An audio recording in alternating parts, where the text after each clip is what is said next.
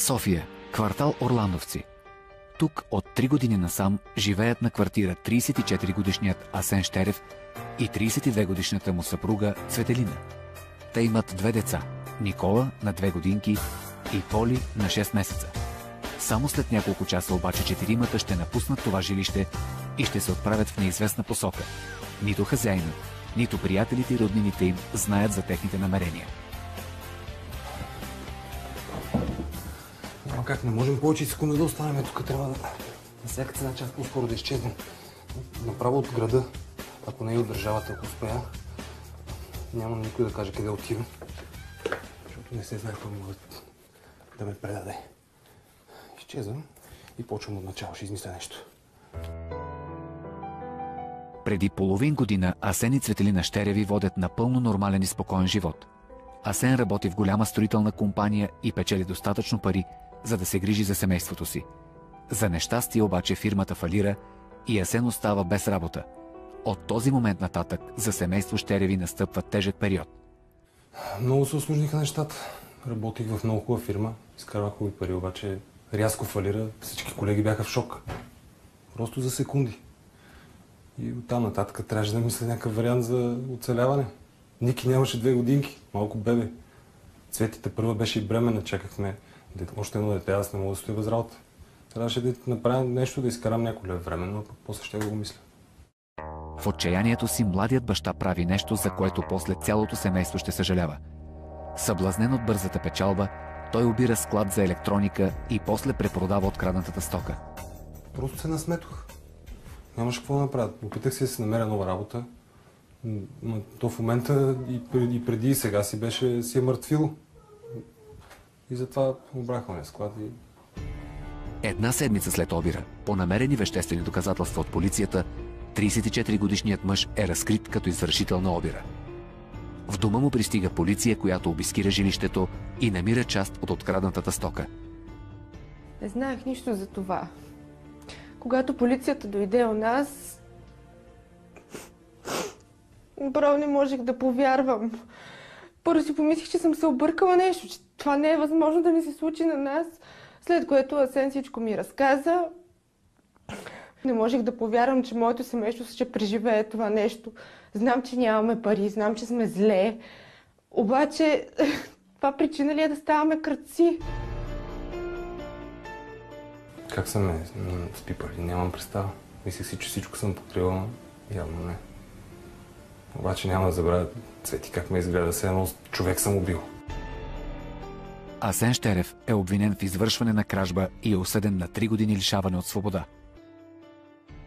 Да, така е, издъних се, признавам. Обаче пак толкова строго да ме съдят за 3 таблета или 5, колко са там някакви дреболии. Има хора, украдоха държавата и се разхождат на свобода.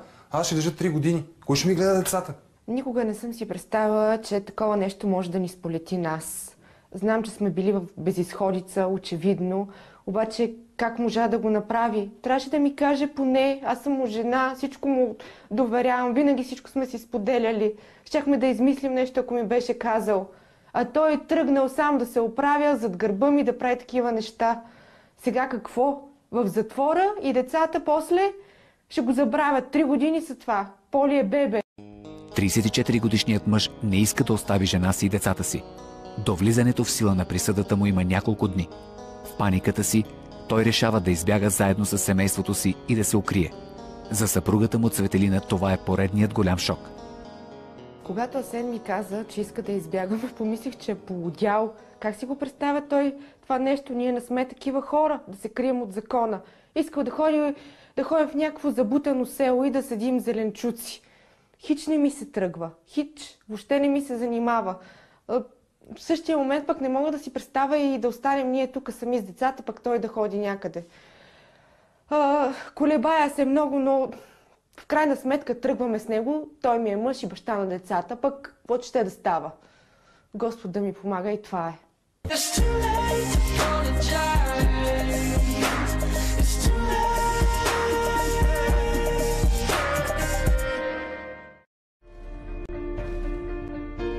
Рано сутринта, няколко дни след влизането на 3-годишната присъда в сила, Асен Щерев се подготвя за бягство заедно с цялото си семейство. Двамата съпрузи са изключително напрегнати. Това, което им предстои, ще промени живота им завинаги. Тези документи за какво са ти?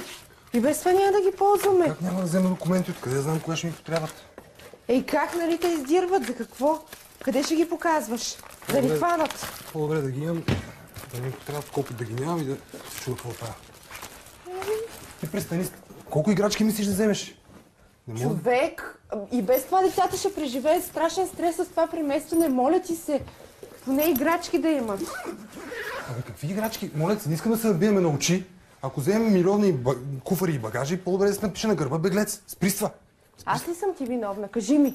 Аз ли съм ти виновна? Прецаквай всичко. Ако обичаш в момента, действай да събираме и да Какво изчизваме. прецаквам? Ти прецака всичко, не аз. И без това. Какво съм прецакал? И какво си прецакал? Какво правим в момента? Да не би да сме добре.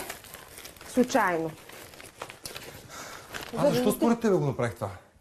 Утре ще кажеш памперси за Поли, зимно яки за Никола. Леле, ти ще искаш бутушки. Ти ще искаш бутушки. Аз съм виновна, значи, така ли? Аз за собствения си кеф съм го направил. Айде, бягай от отговорност пак. Много рядко се случва с Цвети да се караме нещо, си повишиме тон. Просто от няколко дни сме ужасно изнервени. Направо не сме на себе си. Знам, че в много кофти положение се ме поставя в момента с тази глупост, която направих, ама и тя трябва да ме разбере. Не искам да отива в затвора. Децата ми да израснат без мен. Просто изчезваме някъде и ново начало и така. Никола и Поли все още спят спокойно в леглата си. Те нямат представа какво са намислили техните родители и колко ще се промени животът им от тук нататък. Толкова ми е притеснено, не знам дали ще се справим. Ще тръгваме с децата, не знам къде отиваме. Все пак му вярвам на Асен. Не знам. Мамо, ти си стана. Тихо, мамо. Тихо. Заминаваме без нашите да знаят. Дадоха ни пари на заем, а сега въобще не знаят къде отиваме. Не сме и се обаждали, направо ще откачат от притеснение, като разберат, че сме изчезнали. Айде, дай ръка.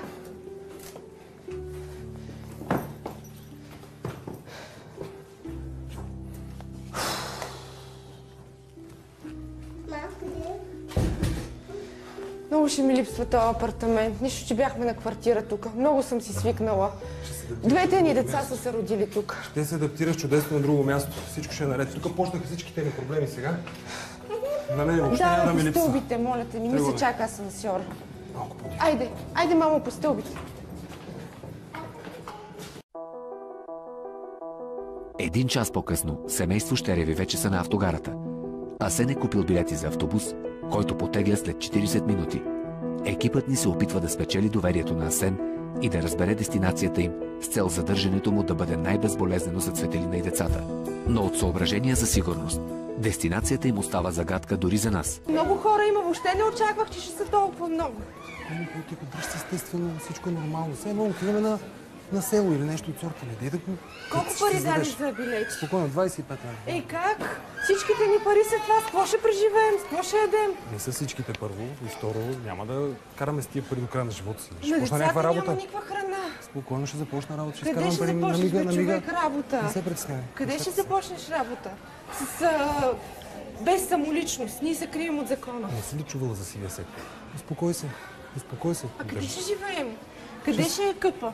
Отиваме на село. Селата се обезлюдяват. Има изоставени къщи милиони. Бъди спокойна. Ще си направим зеленчукова градинка. Ще си Да, Остави на защото мен. много разбираме ние с тебе от зеленчуци. Ще си направим зеленчукова. Никой не се е родил научен. Успокой се. Полицай за нас и душа. Моля те, без паника. Моля те, само се дръж нормално. Ще издържиш всичко. Бъди спокойно. Бъди спокойно. Успокой се. Успокой се. Успокой се. Като видях полицая, направо изтръпнах. Представих си как прибират Асен пред всички хора на автогарата и пред децата, пред техните очи. Направо полудях. Не знам как ще издържа. Моята застани мирно и не дей така. Държи се надумничево. Как може да знаят за мен, като след 3 дни влиза присъдата в сила? Къде съм тръгнал? Успокой се. Въпреки че мъжът й се опитва да я успокои, Цветелина е обхваната от истинска паника и се разплаква. За да не привлече вниманието на останалите пътници, тя опитва да се успокои в тоалетната. Само това ми липсваше. И Цвети превъртя, не издържаха нервите. Мен, аз не съм много спокоен, честно казвам, ама... Това се прави изнервен с ние двамата вече. След като вижда полицая в чакалнята, Цветелина е на ръба на нервна криза. Тя има чувството, че всички хора я гледат и знаят, че с мъже и са бегалци от закона. Какво ще правя от тук нататък? Не знам, направо се задушавам. Не знам как ще я карам. Ако се притеснявам така от всеки срещнат, как да мисля? Кога ще тръгнат да ни издирват? Кога ще ни хванат? Направо не знам, не мога така да живея. Не мога такъв начин на живот да водя. Ох.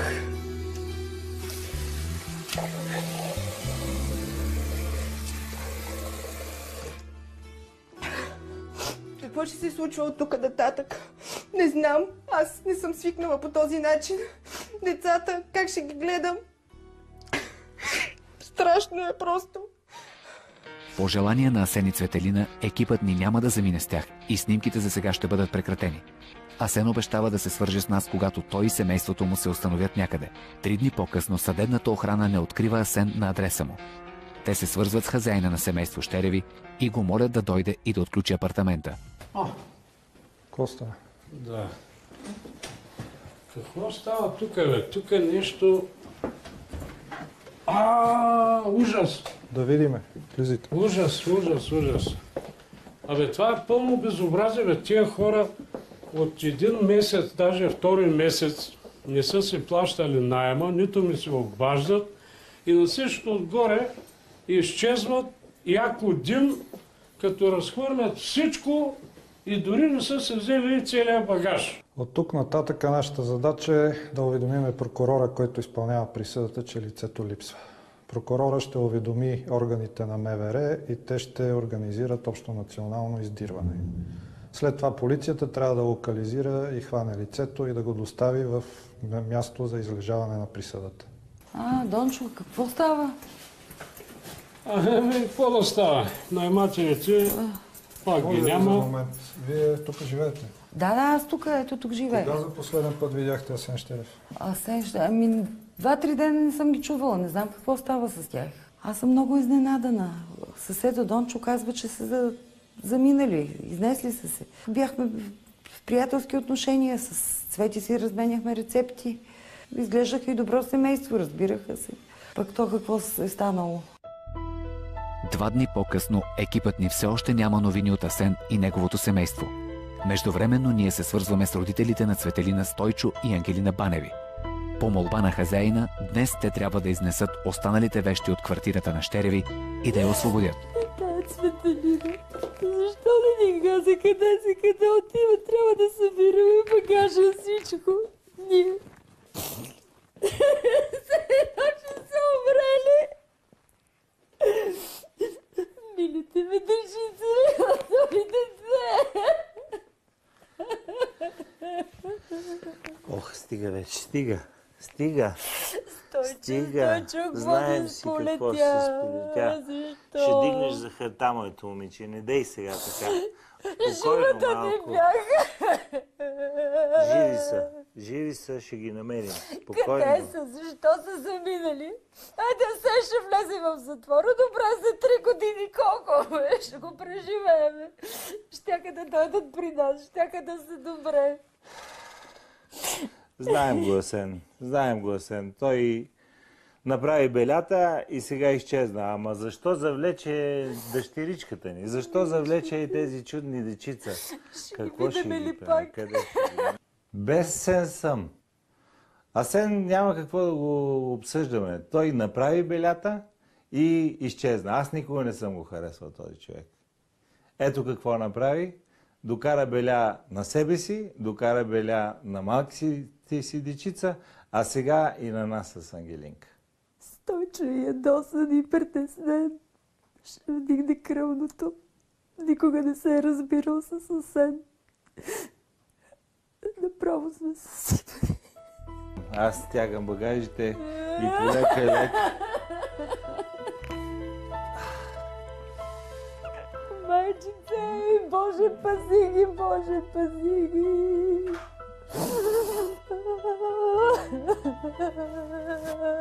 Цветелина ще изпати много. Аз се страхувам за нея, защото тя му стана съучастник. Тя участва Не пряко в обира, но в неговото укриване. За това, че изчезна и тя му се поведе по акъла. На следващия ден Асен е принуден да ни потърси за помощ, защото семейството му е в малко село около границата с Гърция без ток, без храна и без питейна вода. Но 34-годишният мъж остава подозрителен към екипа ни и не иска да ни каже точното си местонахождение. По тази причина той предлага да се видим на отбивка от главния път. Много трудно се оказва това бягство. Направо не се издържа. Тук сме отседнали в някаква стара къща, недостроена. Никакви условия няма за живот там. Няма дори питейна вода, ни ток, нито нищо. Да не говорим, че вечерно време става адски студ. Направо не се издържа, завиваме се по няколко дела. Тия деца дали ще издържат, не знам. Дори Никола вече нещо почва ми се струва да се разболява. Имате ли една цигарка някой? Мерси.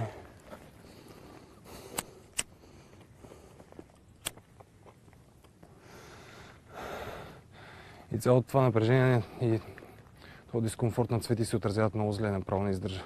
Постоянно плаче. Това нещо ме побъркват децата, плачат, Никола не е добре, тя плаче, отделно не мога да им осигуря елементарни условия за живот. Ужасно е. Просто не знам, всичките ни пари свършиха вече, край.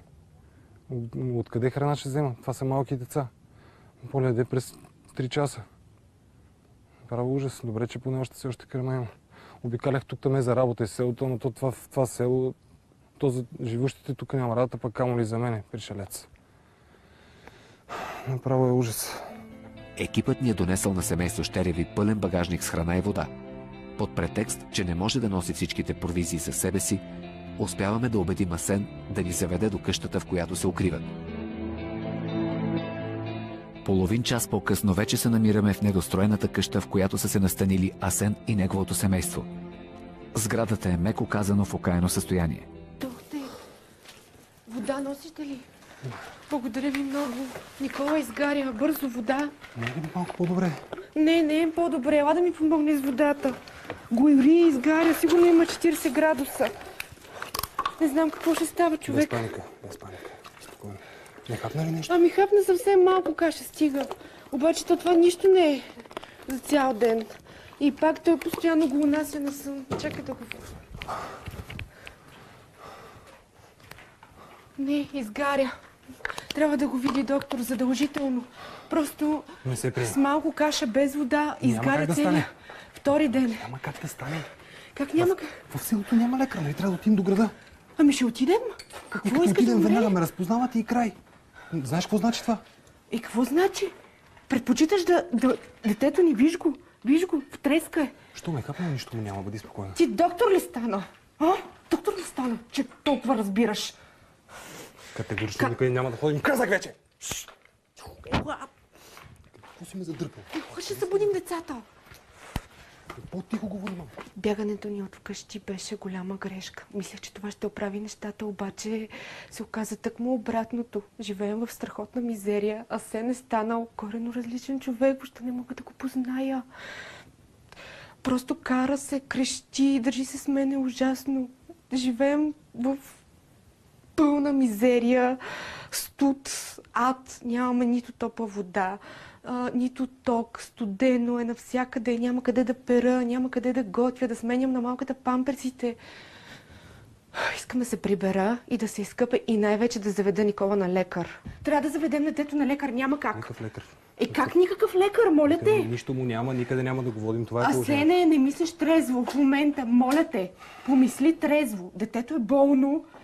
Не знам, може би ще е фатално. Моля те, помисли... Какво има да мисля, бе? Нали като отидем и веднага ще ме хванат 3 години ще сме разделени. Това ли искаш? Ти май точно това искаш, ми се струва, а?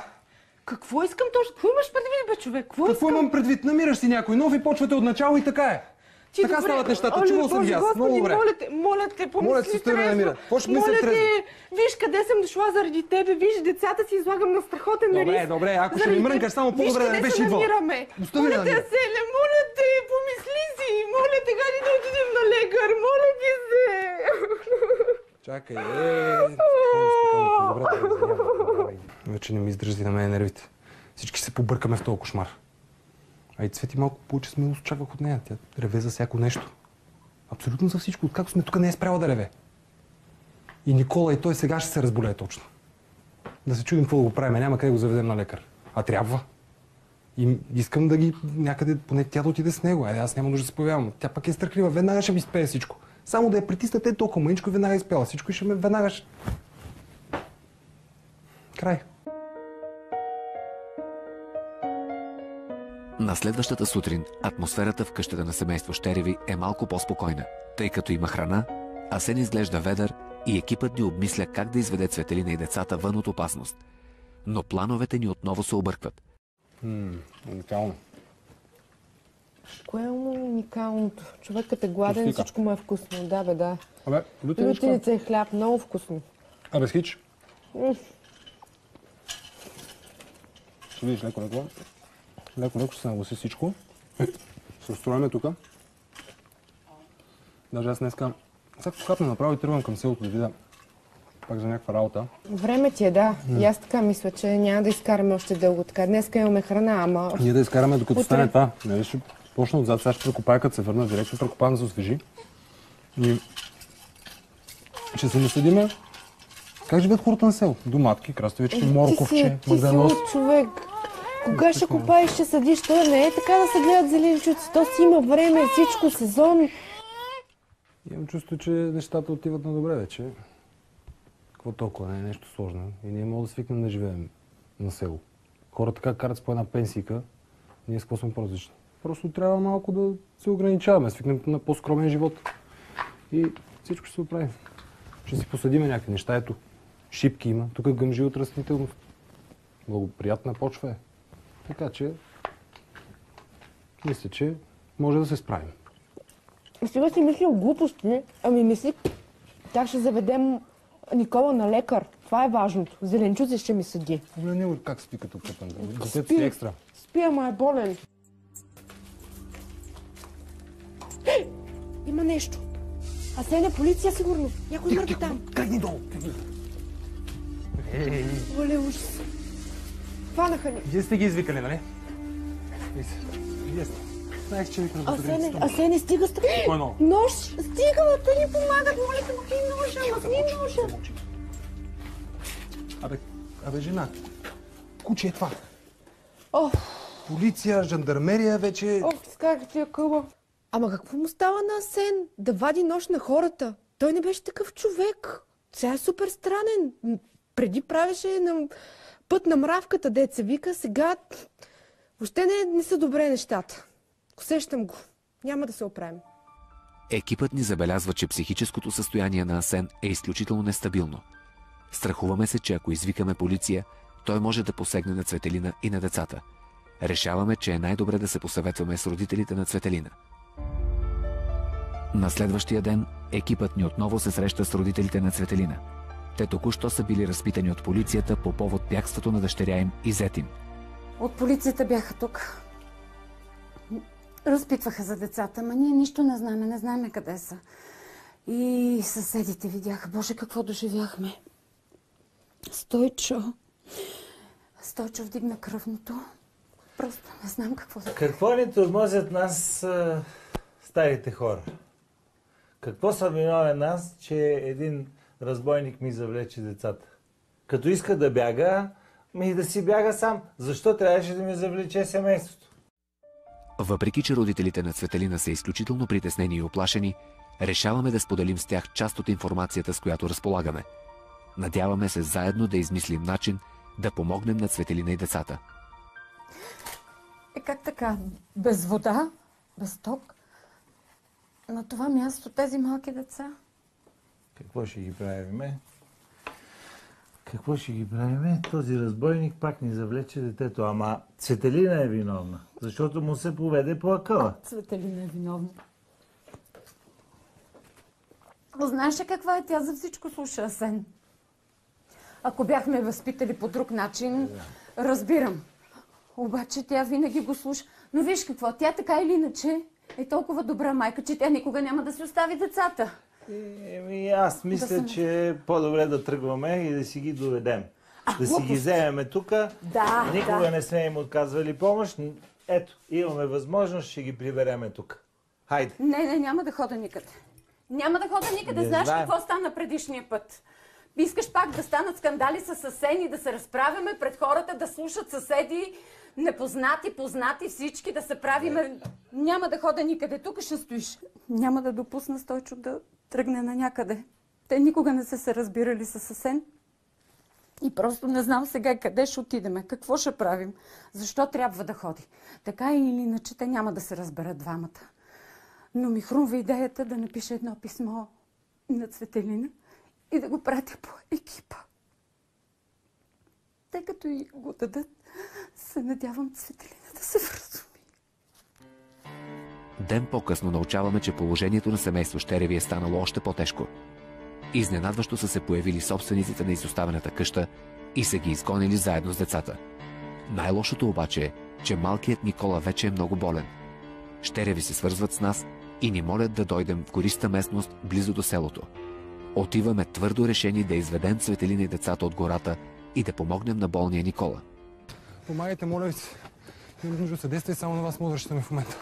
Никола дигна температура, не знаем колко е, нямаме с какво да измерим термометъра, загубихме. Много е висока, гори. Може да измислим някакъв вариант, вие да го заведете до болницата да го прегледат. Абе ти лут ли си? Как ще го оставим на тях? Той е с 40 градуса, сигурно температура. Нали в болницата ще го заведат? Ма как ще го остава без мен и с непознати хора? Спокойно, ще отидеш после. Не, абсурд, няма да остава детето с непознати хора. Отидем ли там? Защо сме търпяли всичко това до сега? Веднага ще ме хванат. Ти си страшен егоист, наистина не мога да те позная вече.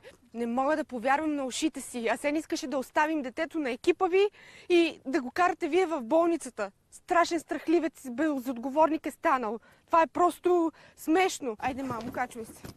Отиваме с чичковците, мамо. Айде, мамо, тук съм.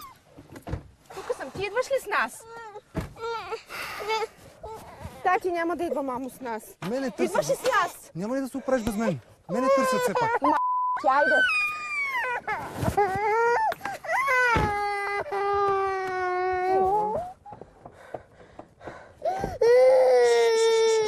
Ето е, мама, сега е мама тука.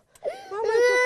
Не мога да повярвам, че го направи това за пореден път. Да поема отговорност към мен и към децата. Сега ме остава да се оправям сама в болницата. Пълен безотговорник. Пълен безотговорник. Трябва малко да потърпиш, мамо. Сега отиваме и ще се оправиш. Мама ти обещава, че всичко ще е наред. Не знам, паникьосах се. Ако ме хванат, още тая вечер съм в затвора. Да не говорим, че собственици на къщата могат да се обадили вече да ме търсят и да са наблизо. Цвети ще се оправи с децата, нали са в сигурни ръце, в болница са все пак.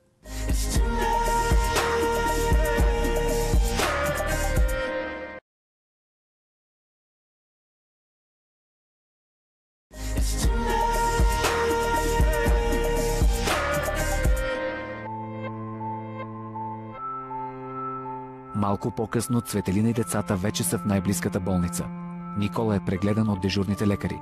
Оказва се, че състоянието му е доста сериозно. Никола е с пневмония. Сигурно е настинал в онази къща и като не взехме мерки веднага се е влошил. С Поли трябва да останем с него. Ще го оставят в болницата да го лекуват. Ние двете оставаме също тук, защото нямам избор. Съжалявам, трябва да вървя.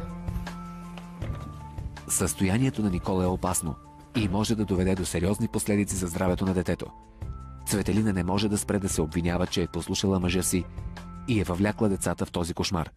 Това никога няма да му го простя на Асен. Заради него ни доведохме Никола на време в болницата. Мислех, че е добър баща, той е бил страшен егоист. Го бяхме довели на време, нямаше да се случи това. Ако нещо се случи сега с Никола, лично ще го намеря и ще го убия. В затвора ще ида да го намеря. От няколко часа Асен настойчиво се опитва да се свърже с жена си по телефона. Тя обаче не отговаря. По тази причина той решава да се види с нас, за да разбере какво е състоянието на Никола.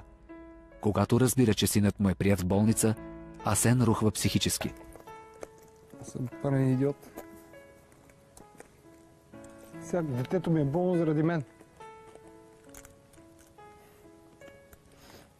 И аз се превръщам на практика в най-лошия баща заради простотите, които правят. Детето ми е болно заради мен. Направо имам чувство, че не заслужавам да живея. Оставете ме малко.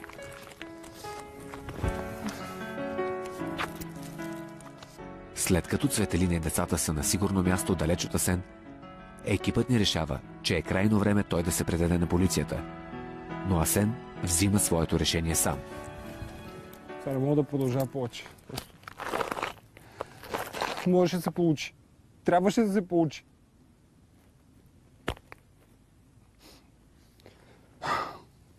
Край.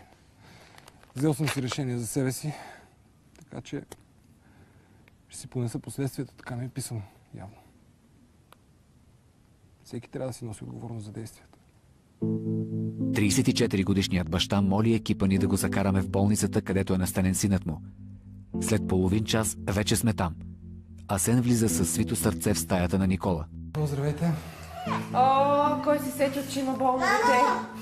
Тука съм, мам. Тука съм. Кой се сетил? Сега му тъкмо му свалиха температурата. Виж, че дори плаче от Изследване тебе. да вземем детето. Добре. Хайде. Толкова излезе вече.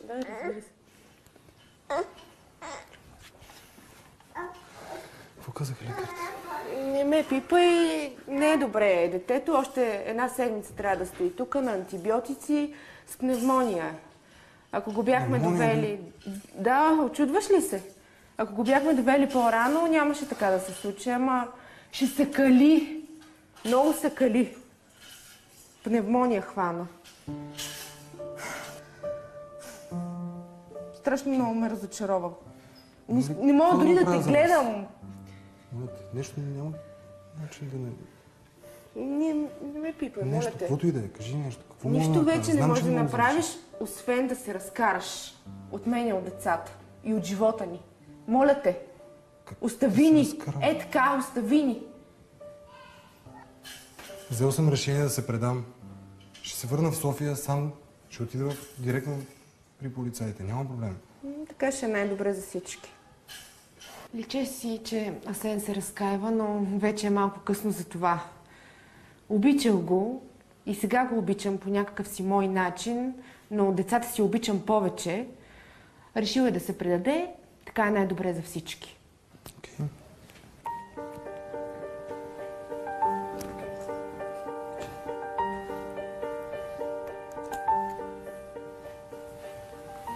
Скоро ще дойде. Много ви обичам. Много ви обичам.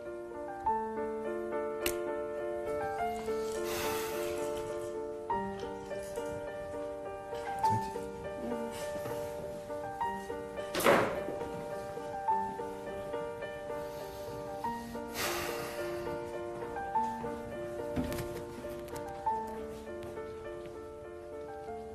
Съжалявам, Цвети.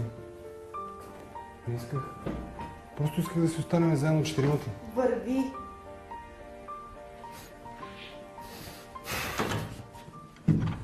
Цвети, не съм я виждал така никога. Не е била толкова стояла сега към мен. Как ще издържа в затвора, като знам, че няма и кой да ме изчака отвън? Малките ми деца, те няма и да ме помнят. Ако тя така сега се държи към мен, нито на свиждане ще ми ги доведе, нито нищо. Няколко часа по-късно Асен вече е в София. Той смята да се предаде на властите в най-близкото полицейско управление. Много по-трудно, отколкото си го представях.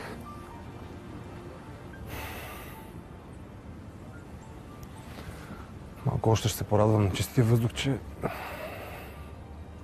3 години. 3 години няма да мога свободно да се разхождам по улиците. Поне Цвети и децата да бяха тук да ме изпратят. Аз съм си виновен, всичко прецаках. Още на същия ден Асен е отведен в Централен софийски затвор, където ще прекара следващите 3 години от живота си. Седмица по-късно малкият Никола е изписан от болницата. Цветелина няма друг избор, освен да отиде в дома на родителите си. Честно да ви кажа, не знам как ще реагират. Много се притеснявам. Хем ги излъгах, не им казвах толкова време истината.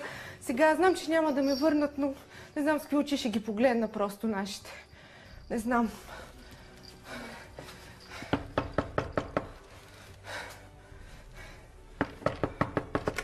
Ела да видиш баба. Ела да видиш баба. Мамо!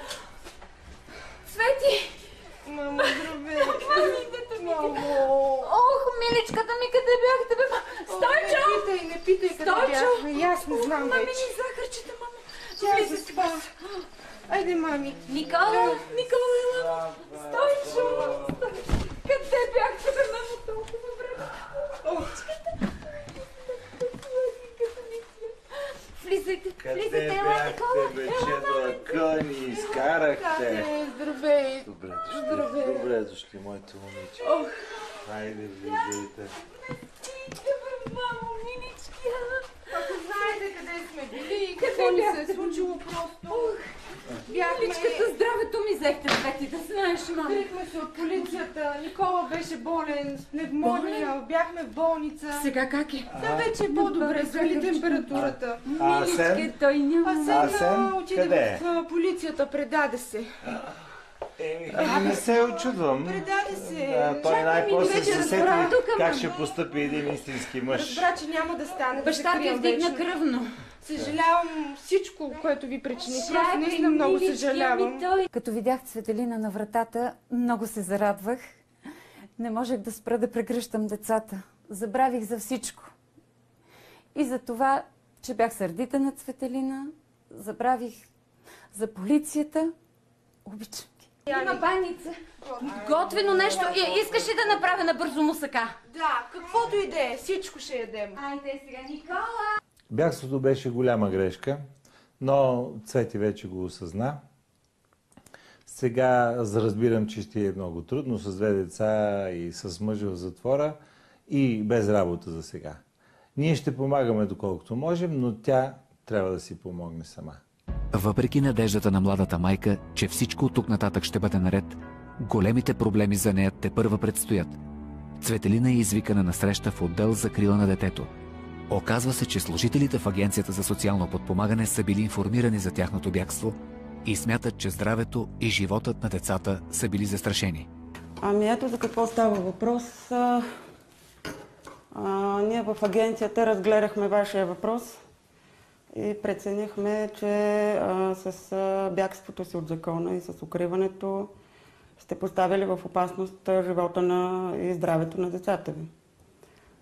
Синът ви е бил в болница, нали така? Да, така е, но откъде знаете всичко това? Съпругът ви се е признал всичко, когато се е предал в полицията. Добре, вижте сега, всичко това е минало. Ние сега сме добре, съпругът ми е в затвора, а аз и децата живеем при родителите ми и сме отлично. Чувстваме се много добре. Не е в това въпроса. Вие нямате жилище, нямате доходи, съпругът ви е в затвора. Агенцията за социално подпомагане прецени, че ще трябва да ви лиши от родителските права. Това е пълен абсурд. Какво иска да каже тя?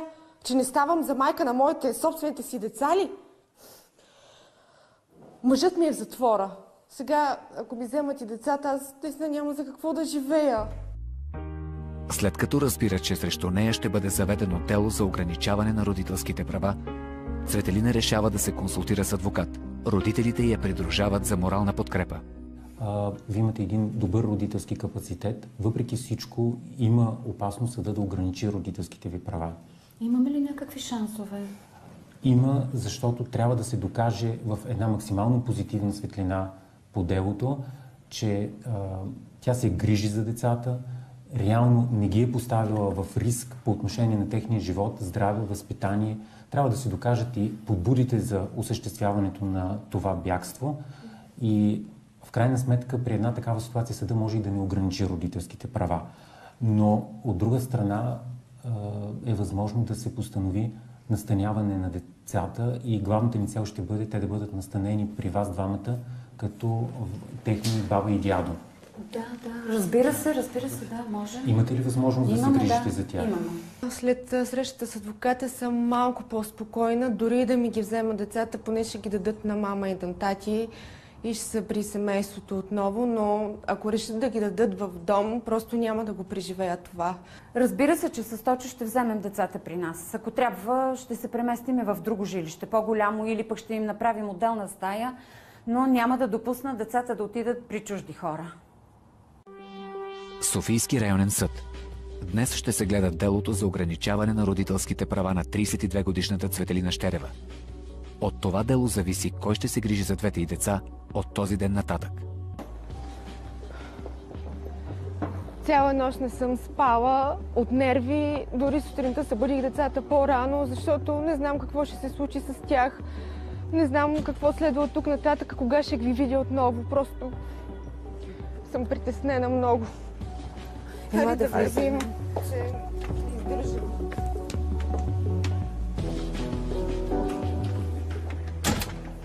Никой не знае какво ще реши съдът. Дано всичко да се развие както трябва, защото иначе Цвети ще се срине.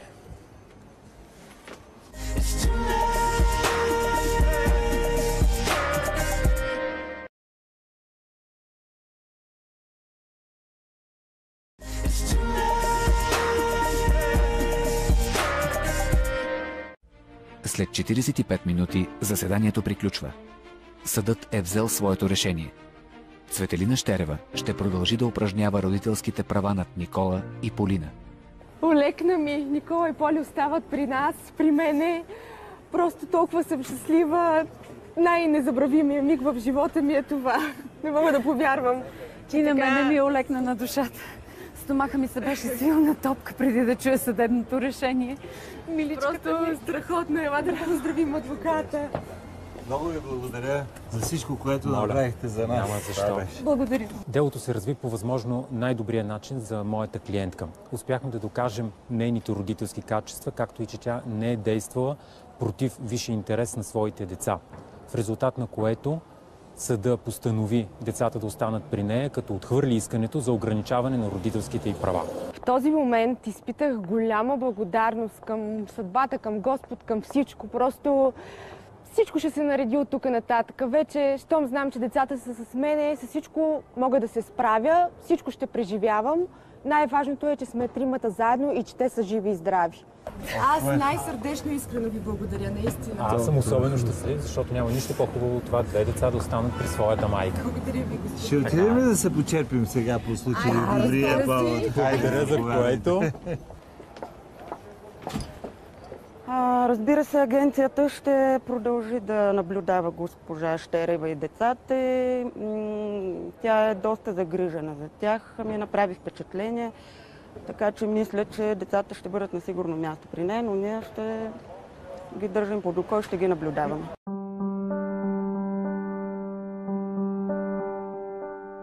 Шест седмици след заседанието, Цветелина вече е започнала новия си живот. Тя си намира работа като продавач-консултант в козметичен магазин. От 2 седмици има и нова квартира, където живее с двете си деца. Когато Цветелина е на работа, родителите й се грижат за Поли и за Никола. Къде е на мама детето? Здравейте, мами!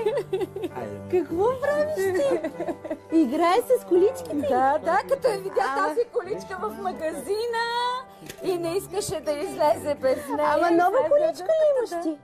Да. Кой я купи, мама? Другата там ли отишла? Дай на мама на толкова. Чувството е страхотно. Заедно с Тойчо гледаме децата. Малко ни е странно. Отново памперси, беберони. Но смятам, че ще се справим с ситуацията, защото внуците са нашата радост, нашето щастие. Право, не знам какво ще правя без вас. Как беше Толкова на работата? неспокойно. Страхотно беше на работата. Взех първата заплата. И сега съм планувала за днес. Отиваме на сладкарните. Цвети е вече много по-спокойна, взима си решенията самостоятелно. Тя толкова време се слушаше само в думите на Асен, само него слушаше, сега вече е една самостоятелна личност. И децата се чувстват добре, живеят с нас радостно. Ники от време на време пита за баща си, ама все още е твърде малък, за да му обясняваме каквото и да било. Въобще, радвам се, че децата свикнаха с нас и се радвам, че Цвети вече е друг човек. Вече съм много по-спокойна. Чувствам се в свои води. Ходя на работа, чувствам се полезна там. Много е хубаво. Децата са добре, спокойна съм също за тях, защото ги оставям при родителите ми. Много ми помагат. Просто дай Боже всеки му такива родители. Ходих няколко пъти при Асен. Поиска ми снимки да му занеса на децата, да ги види. Уж се разкаива за случилото се, но не знам аз как да го тълкувам, не му вярвам вече. Хем ми е мил, като се сетя какво сме преживели, хем пък му нямам такова доверие. Не знам, времето ще покаже. Една грешка, провокирана от финансова безизходица, напълно променя живота на едно младо семейство. Един баща влиза в затвора, а жена му за пръв път трябва да се справя сама и да поема отговорност, без да има мъж до себе си. И за двамата обаче изводът е само един. Бягството никога не е решение на проблемите ни.